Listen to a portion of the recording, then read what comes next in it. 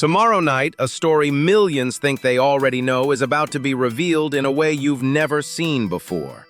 The brutal murders of Rob and Michelle Reiner shocked a community, and at the center of it all was their son, Nick. But what really happened? What drove Nick to commit such a horrific act? The truth is far more complicated than anyone imagined. Nick Reiner wasn't just a troubled teen or a rebellious adult. For 6 years, he had been diagnosed with a serious mental illness called schizoaffective disorder.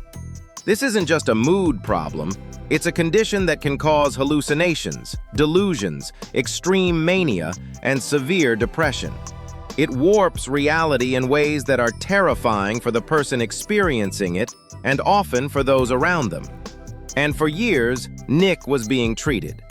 Doctors had him on a combination of medications that stabilized his condition. He was functioning, he was okay, until 1 month before the murders. That's when his medication was changed and everything began to unravel. Almost immediately, Nick's behavior became alarming, unpredictable, and by some accounts, dangerous. His parents saw it happening. They were watching the son they loved slip away, and they didn't know what to do. Here's the question that changes everything. Why would doctors alter a treatment plan that was working? Sources say the reasoning behind the change is shocking and cannot be justified. But the details are still under wraps. What we do know is that the change directly preceded the tragic events that would unfold. Even worse, Nick was never hospitalized during that critical month. Despite his alarming behavior, no one attempted to place him on a psychiatric hold or get him stabilized. And in California, the laws make this incredibly difficult. Only those who are actively suicidal or homicidal can be held, and even then the system is limited. Nick's former lawyer, Alan Jackson, believes that under California law, Nick will be found not guilty by reason of insanity. He argues that the events were directly connected to Nick's mental state being altered by the medication change. This case forces us to confront uncomfortable questions. If someone's perception of reality is destroyed by a medical decision, who bears responsibility for what happens next? The patient, the doctor, the legal system, or all of them? Rob and Michelle Reiner were trying to help their son while fearing for their own safety.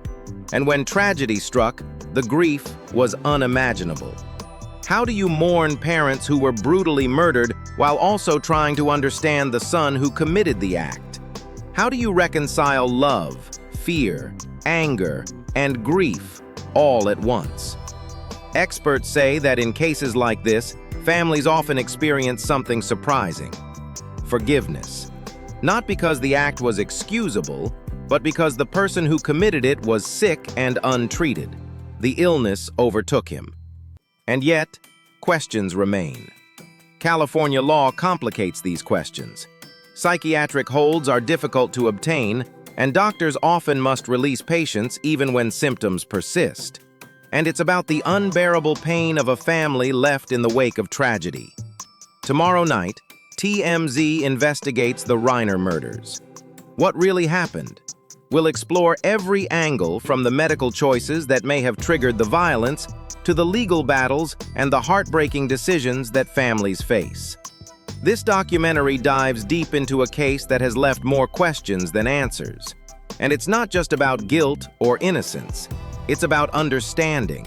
Understanding mental illness, understanding the laws meant to protect us, and understanding how fragile life can be when systems fail. By the end, one question will linger. Could this have been stopped? And if so, who is responsible for not stopping it? The story is complex. The emotions are raw. The consequences are real. And once you hear what really happened, you may never see this case or the issues around mental illness the same way again. Thanks for watching. Don't forget to like and subscribe to our YouTube.